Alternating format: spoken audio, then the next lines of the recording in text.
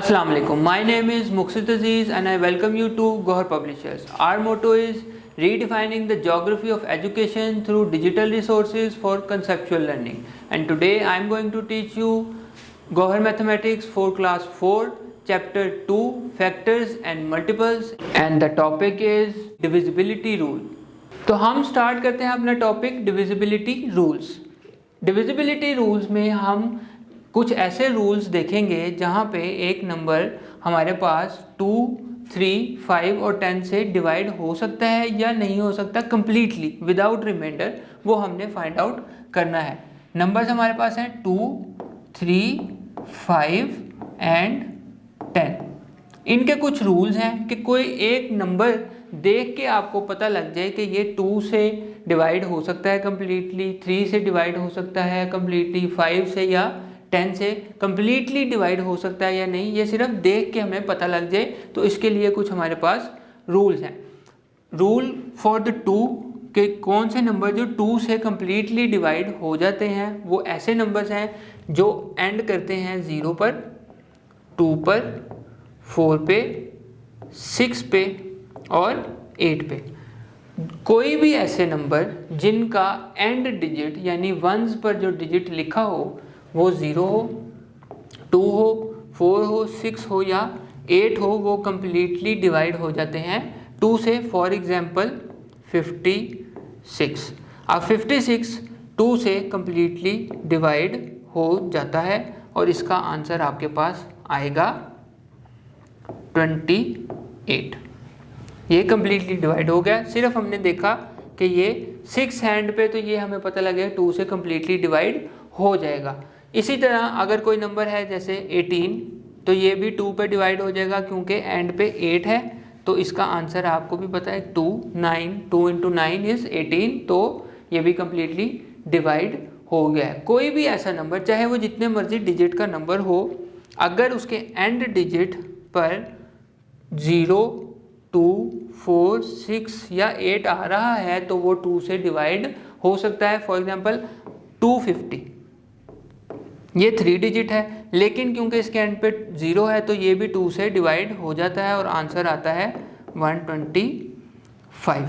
अब 125 के एंड पे 5 है तो ये 2 से डिवाइड नहीं हो सकता क्योंकि ये कम्प्लीटली डिवाइड नहीं होगा, इसका रिमाइंडर आएगा। तो इसलिए ये आपने, इसका रूल है 0, 2, 4, 6 और 8 एंड पर नंबर के आना चाहिए।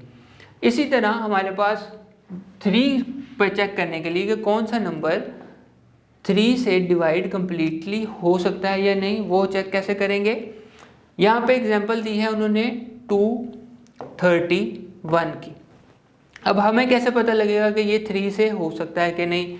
2 से तो नहीं हो सकता क्योंकि एंड पर 1 है, तो 3 से चेक करते हैं 3 से हो सकता है कि नहीं।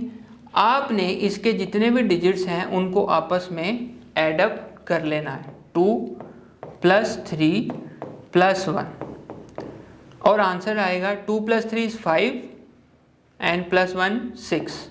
जो इन तीनों डिजिट्स को या चारों को या 2 डिजिट्स को प्लस करके आपके पास आंसर आएगा, अगर वो आंसर 3 से डिवाइड हो सकता है तो वो नंबर भी 3 से डिवाइड हो सकता है। 6 3 से डिवाइड हो जाता है, 3 × 2 = 6 कम्प्लीटली, तो 231 भी कम्प्लीटली 3 पर डिविजिबल होगा।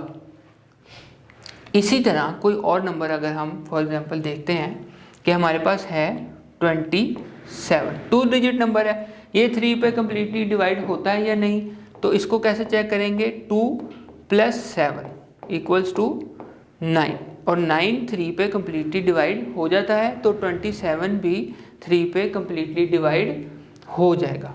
इसी तरह हम 5 का रूल देखते हैं। 5 का रूल ये है कि जो भी नंबर 0 या 5 पे एंड हो रहा हो वो 5 से डिवाइड हो जाता है कम्प्लीटली।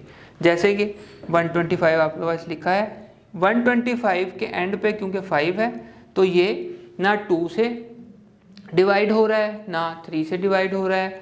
3 से तो खैर हमने चेक नहीं किया, लेकिन ये 3 से डिवाइड नहीं होता, तो 5 से चेक करेंगे। 5 का क्या है, अगर एक नंबर 0 पर या 5 पर एंड कर रहा हो तो ये 5 से कम्प्लीटली डिवाइड हो जाता है। जैसे कि 125 है तो 125 डिवाइडेड बाय आप 5 करेंगे तो आपके पास कंप्लीट आंसर आ जाएगा। 5 इंटू 25 इज़ 125, तो ये कम्प्लीटली डिवाइड हो गया है। तो आपके पास अगर कोई भी नंबर जिसके एंड पे 5 या 0 आ रहा हो वो कम्प्लीटली डिवाइड हो जाता है 5 से। इसी तरह 10 का रूल 5 से भी ज़्यादा आसान है। जो भी नंबर 0 पर एंड होते हैं वो तमाम नंबर्स 10 से डिवाइड हो जाते हैं। जो भी नंबर 0 से डिवाइड एंड होते हैं वो 10 पर डिवाइड हो जाते हैं। तो ये चारों रूल्स आपने 2, 3, 5 और 10 के चारों रूल्स आपने याद कर लेने हैं ताकि आपको नंबर देखकर ही आइडिया हो जाए कि ये किस पे डिवाइड हो सकते हैं। जी, उम्मीद है आपको ये टॉपिक समझ आ गया होगा। अब मिलते हैं नेक्स्ट वीडियो में नेक्स्ट टॉपिक के साथ। तब तक अपना ख्याल रखिएगा। अल्लाह हाफ़िज़।